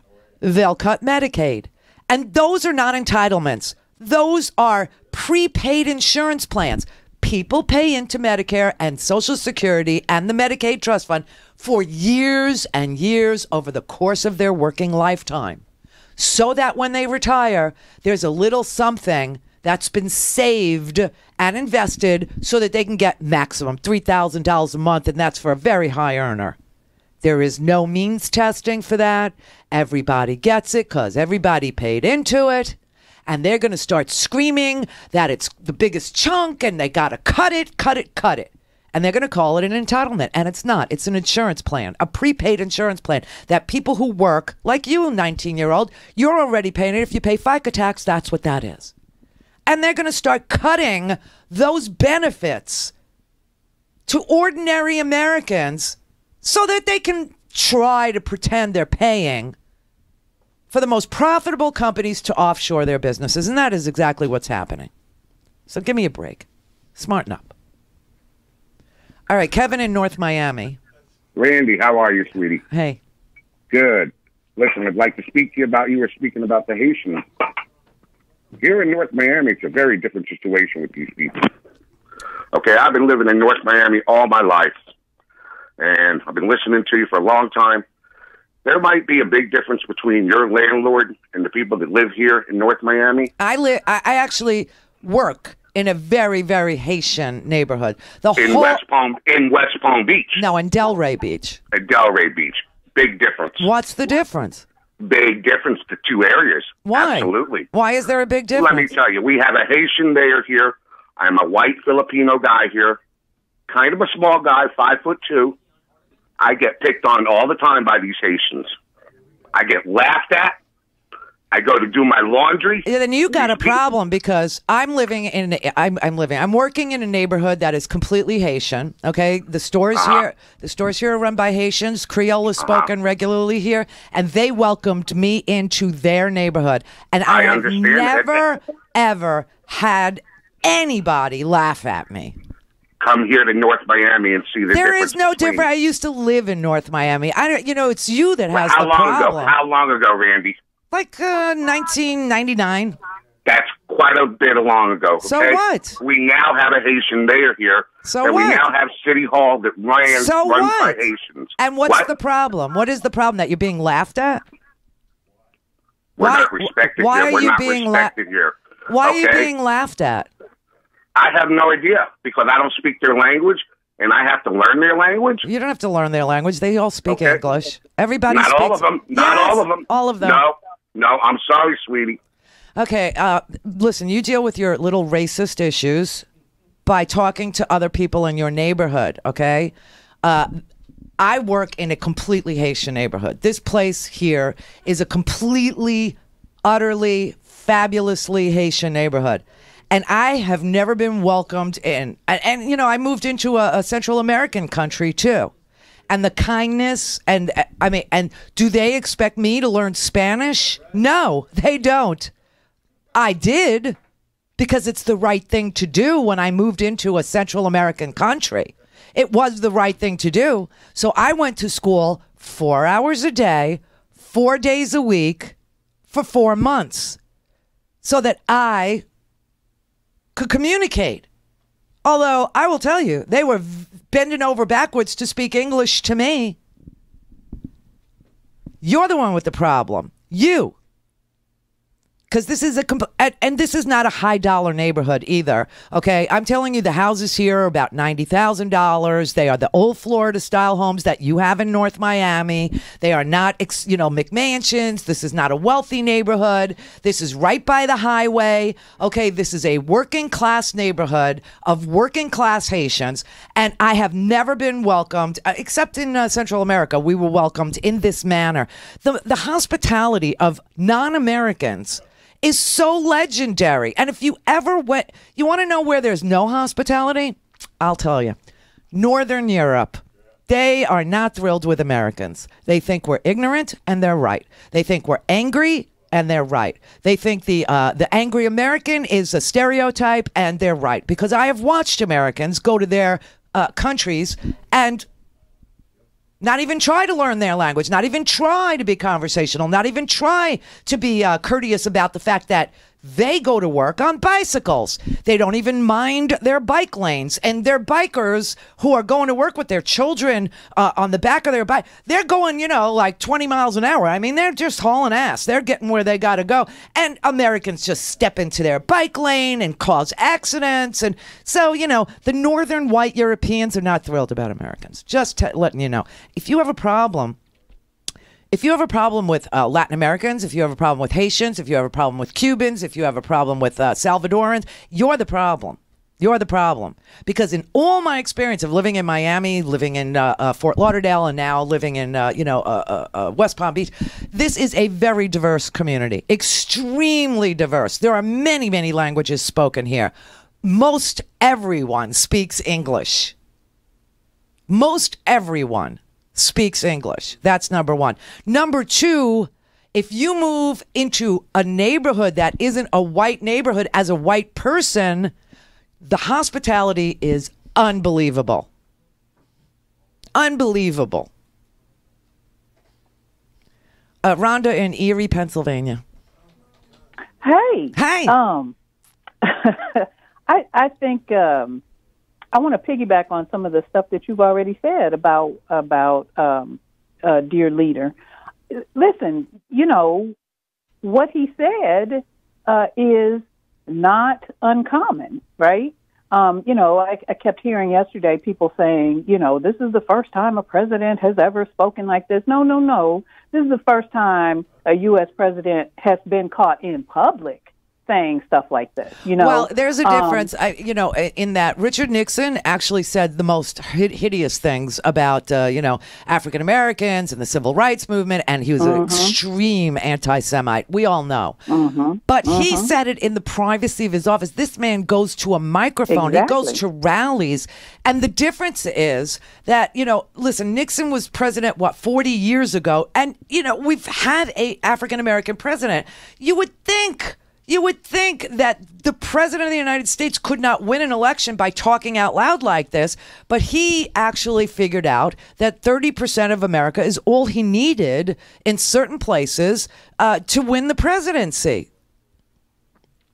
True, but, this is not new. I mean, no, it's not new. What is new, Rhonda, what is new is saying it in front of a microphone, okay? We haven't heard this kind of crap since George Wallace. Okay. Absolutely. All right. And that's what I said. Then people of good conscience in the United States of America who really didn't know back then what was going on in the South, predominantly in the South, that they were still fighting the Civil War and that they wanted a do-over. I mean, people didn't know that in the North until George Wallace started with this stuff and the National Guard was called in and school doors were being blocked and segregation now. Okay. And good people of good conscience shamed those people, shamed them into at least shutting up about it in public. And now it's back. Right. But, no, it never left. But here's the thing. Well, people couldn't talk in public like this. Right. That's true. But again, everything old is new. And here's the thing, that you cannot shame people who think that what he said was okay, or people who are not speaking against it cannot be shamed. They can't. I know. Because they think this way Listen already. to the guy that called in just before you, okay? Exactly. He doesn't understand his own neighbors, okay? And so he's decided to smear an entire ethnic background of people because they have actually built a community for themselves to the point where they're self-governing. And he feels like he's been left out, so therefore they suck, right? I mean, those are the people that Trump is appealing to, people who can't figure their way out of a paper bag. Absolutely. Also, I thought about, as he was talking, that, you know, there are a whole lot of black and brown folks who could make those same arguments about white people of and white course. neighborhoods. And this man, makes that claim under the, the auspices of white privilege. I mean, he feels like he's entitled to say that in public. That's what I'm saying. And a black guy, very, very, very rarely in all the years I've been doing this, do I ever hear from an African-American, never from an African-American woman, but very rarely from an African-American man saying, whitey is bad. I never hear it. Right. Because they don't feel privileged to say that stuff. Right. So that's the sad truth. That's just so sad. I got to tell you, the 19-year-old who asked me questions about the tax bill didn't freak me out, but that last guy did. The Randi Rhodes Air Force. The Randi Rhodes Show is live on RandiRhodes.com and the free Progressive Voices app for Android and iOS. Visit the App Store or ProgressiveVoices.com now. Smoke 'em if you got 'em.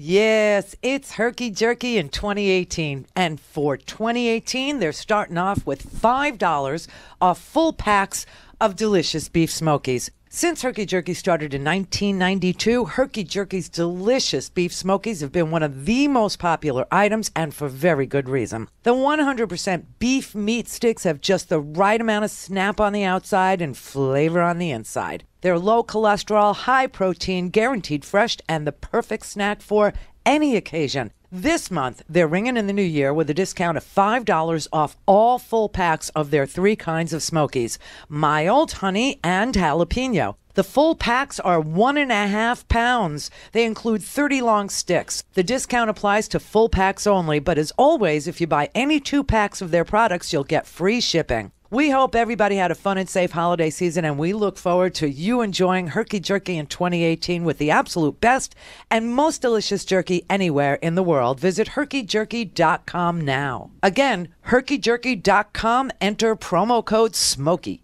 So let's see. There's still no female president.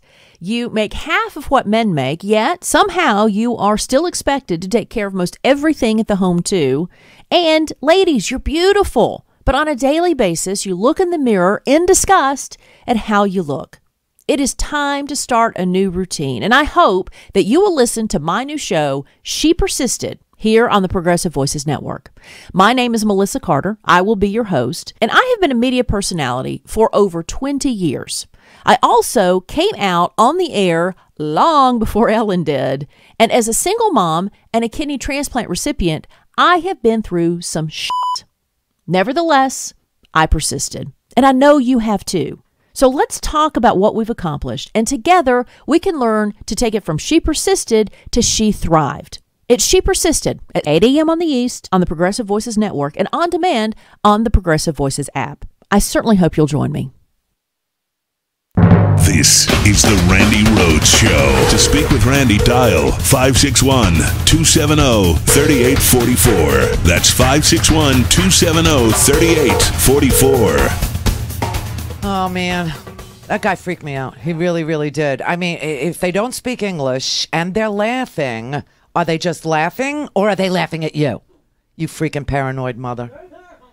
Joan in Miramar.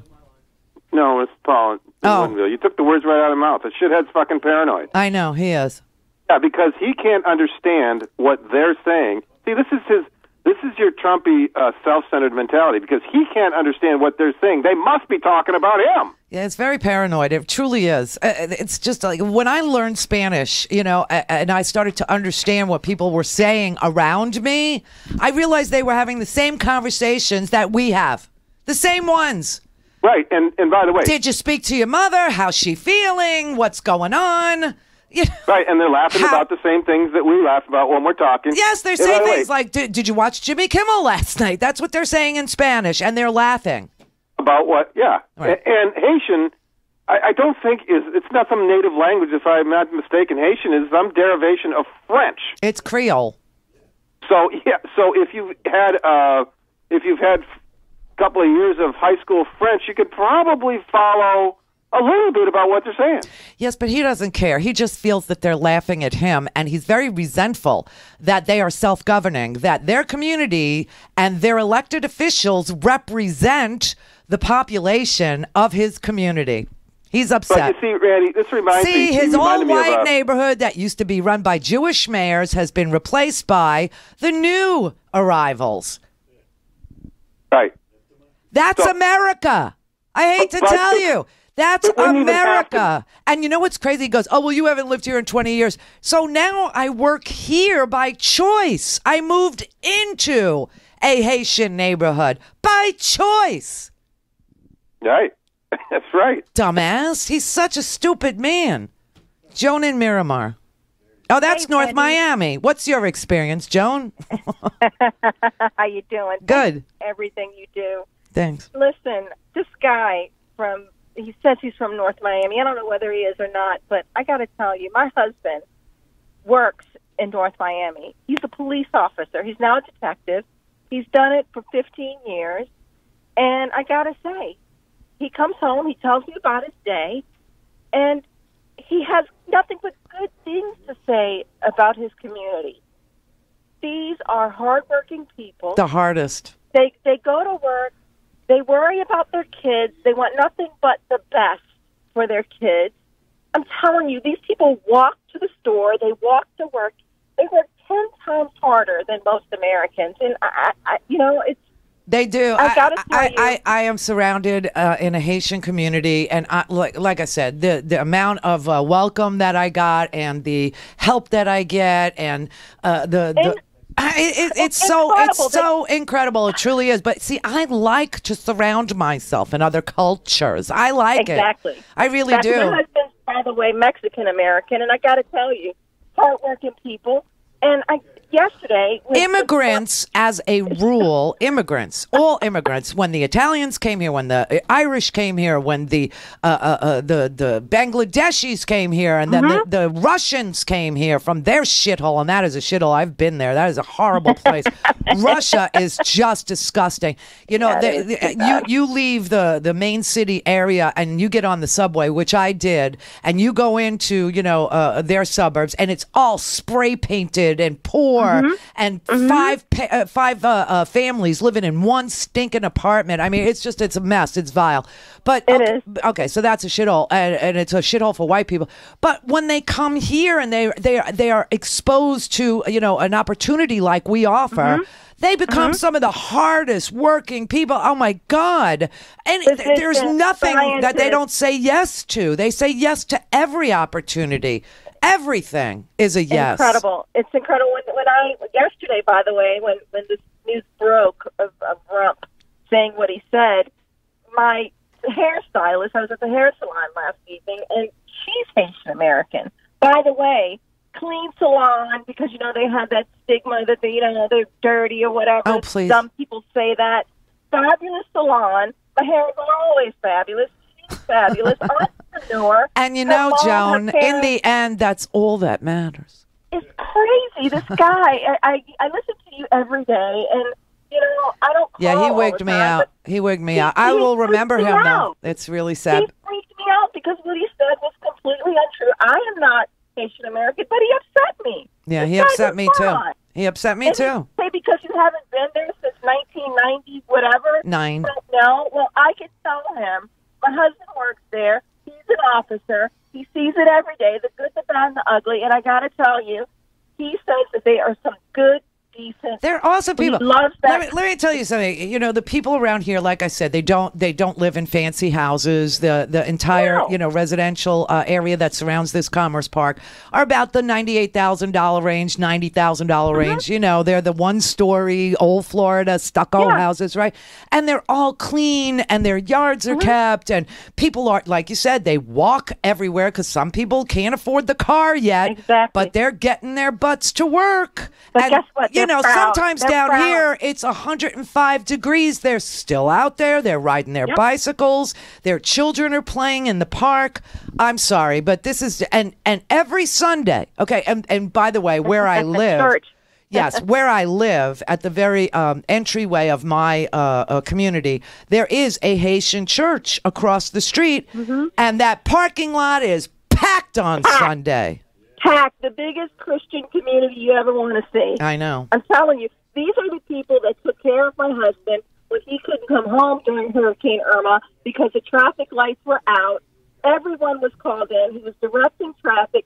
These are the people that gave him water, that gave him food, that pulled up and said, "Officer, here's a bottle of water. Thank you for what you do." Yeah. The guy that just called is an idiot. That, you know what? That's my experience too. So there's two of us and one Incredible. of him. Yeah. Thank you. I appreciate you calling. I really do. Thank you so much. Have a great one, Randy. You too, Joe. Enjoy your hair. Bye. Bye. I'm getting a haircut tomorrow. Just a reason to live. Yeah, I'm gonna do the long, the long slashy bob. That's what I'm getting tomorrow. Angie's gonna do it. I'm very excited. Hassan. Hi, Randy. Hi, Hassan. Okay, I'm an African man, and I'm your biggest fan. Okay, and I want to thank you. I want to give thanks for your husband for hooking me up with the pass card. Oh, sure. Where are you from in Africa?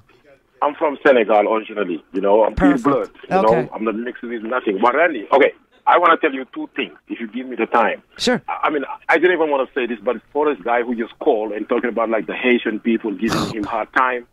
Let me tell you one thing about Haitian people and African people, Jamaican. We all the same blood, right? Right. Randy, when we come here in America, when we have the opportunity to come to America, there is one thing we all bring with us. You know what is that?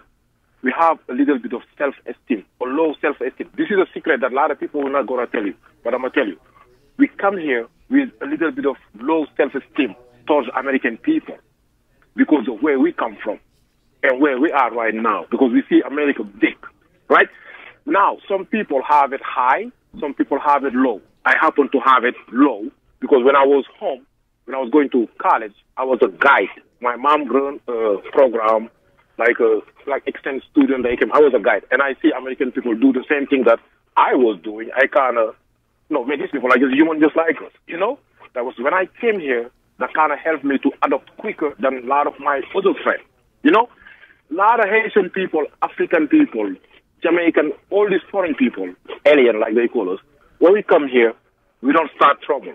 We try to work, go to school, and try to be friends with our neighbors. We try everything just to be accepted. I see it. Now, when we try everything and there is somebody who's an ass in the neighborhood, talk about us or want to bring problem, now we're going to start giving you problem. But we'll do it in a low-key way. Not like physically, whatever, but we'll just make you feel very uncomfortable. Because we are very good at doing that. Are you? The African people. How do you do we it? Are. How do you do it? I want to do it. I want to do it to guys like him. I do. No, like coming. Like when we see you pass by, we know you are asshole in the neighborhood. You come by, we start talking our language. We start laughing. And some people they cannot deal with that. Then I guess that's what they're doing to him because he's an ass. I'm sorry to say this kind of word, Yeah. but because he's not a happy man, Now, Randy, I wanted to talk about whatever the president did. I'm from Senegal. I've been living here since 2001, right?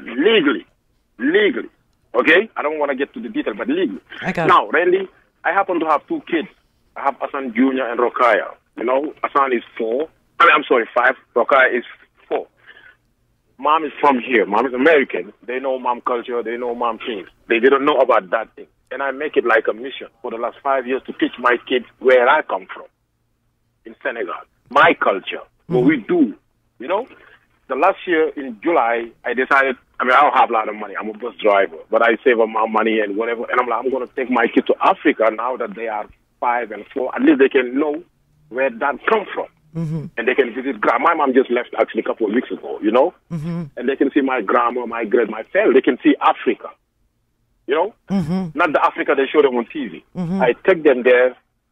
I mean, it was a little bit different, but I told them what we're going to be seeing. I take them to the zoo. They see the lion. They see the monkey. I take them to the park. I take them to the water. I take them everywhere. And I take them also to some of my neighborhood who's not like where the kids don't really have much. We even take some clothes to give away, some shoes, you know? Yeah. For my kids to know that everybody don't have what you guys have here in America, right? And now, really, it is so hard for me to tell my kids about Africa, to make them accept Africa, take them to Africa, and bring them here. Since they got here, they've been talking about it. We're all into Africa, you know? Dad, when are we going to Africa? I don't think I can afford it again, but hey, maybe, you know, we never know. Now, we was watching yesterday TV. I listen to you every single day. You know, I take so much from you that a lot of time people at my job don't even want to mess with me. They don't even want to talk to me about politics. And we are African. We are very, very smart people. We are not dumb. I'm very educated too. And a lot of my friends, I will say 97% of them who are here are very educated. First of all, when you are in Africa, they're not going to just give you the visa because you're on the street walking around. Right. I came here through the YMCA. They have to see something they need from you or they want from you. See that if they can benefit you in here, then they will give you the visa. Do you know how many things you have to go through to get a visa? I do, because I have friends who live in Central America, and they can't get visas to come here. They can't, and they're all educated. I mean, they're engineers, and they're one guy is an aerospace engineer. Right. Yeah, and they can't get visas. You know, you have to go through a lot of things. A lot, you know, your family, you know, your mama. Yes, you have to be smart in a way. Yeah. Me, I was lucky the YMCA bros. I traveled all over. I went to Europe. I went to Portugal. I did a lot of countries, you know, and I decided to come here and stay here. Actually, I kind of messed up when I was in Paris. I was grounded for some years, and my mom decided to let me come here. You know, my family, we're lucky because we kind of like, let's say, middle class. So tell me though, what did you explain to your children about what the president said, or did you shield them from? And we was home after we was eating. You know, I have a stepdaughter. She's like 10 years old. I mean, and she kind of like me. She watches the news a lot. Now they go CNN to the president say African shithole country. You know, I mean, I act like I heard it. I'm like, okay, I hope she ain't hear it. And like that, we hear that. And you know, the last year we went to Africa, she didn't go. This year she wanna go. She's ready to go. And it's like that. Did you hear what he just say? The guy just say Africa is a. I'm like, what? Like, I don't want to say, I'm going to get in trouble. I'm like, okay, look, let me tell you something right now. Don't listen to what they say, you know? And I told my two little ones, they was in the room, I'm like, Bobby, Hassan, and Kai, come here. I want you guys to tell Lexi about how Africa, is that Africa like a dirty country, Bobby? And they start telling her how nice it is, how good it is, and we're going to go this year again, and Lexi, you're going to have fun, you know? I mean, it is so hard and so hurtful, so stressful to tell. For 5 years, I've been telling my kids how good it is. You know, how proud I am to be African. You know, and I want them to kind of accept that side of me, too. Yeah. You understand what I'm saying? Yeah, I do. Of course I do. Everybody that comes here, that comes here for generations and generations, my people and the people who came from Sicily and the people who came from Ireland and the people who came from Russia and the people who came from Senegal and now the people who come from Bangladesh and the people who come from Haiti and the people who come from Cuba, they all preserve their culture here, but they become Americans. It is only the white, ignorant people in this country who don't understand that you are an American because and they don't understand that you came here with a college degree, which is the first thing I heard you say. So we are all educated people. You know, I'm telling you right now, Randy, you know, I have some people at my job, you know, they see me drive the bus. I talk to them, some of them ask me, why are you over here? Why are you over here? You know, I speak, because I shut them off when it comes to politics, religious, whatever they bring, I'll talk to them in a way, you know, I mean, just so what do you tell them when they ask you, why aren't you in Senegal? Why did you come to America? What is your answer? My answer is like, okay, because, you know, our leaders over there are corrupt. I came here for opportunity. Isn't that something? A better job. Well, you know, that's so fascinating because the Statue of Liberty actually says, give me Right. You're tired. You're tired. poor. Randy, we memorize all that stuff. That's why we want to come here. You're huddled masses yearning to breathe free. That is what America is. America is a country dedicated to bringing in people from all around the world. That's right. To make something very special here. That's Right. And that's what America is. And there is no other country like that. And that's why people consider it the shining city on the hill. And this president has this notion that it should stop being a beacon of freedom and opportunity because you came from a shithole. Well, I got news for him. Where I grew up in Brooklyn is a shithole. He cannot stop it.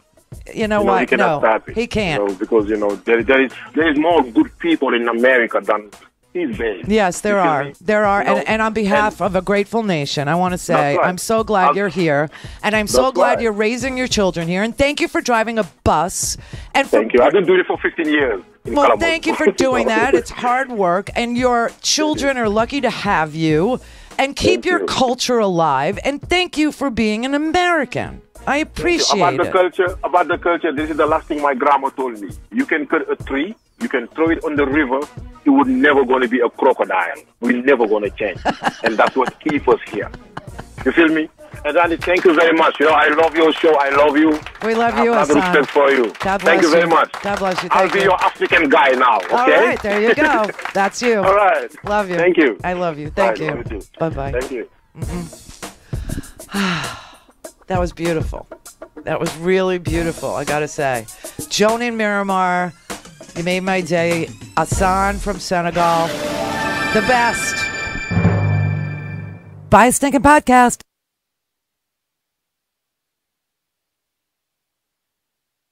Go to randyrhodes.com for the whole thing and a podcast. Buy a stinking podcast.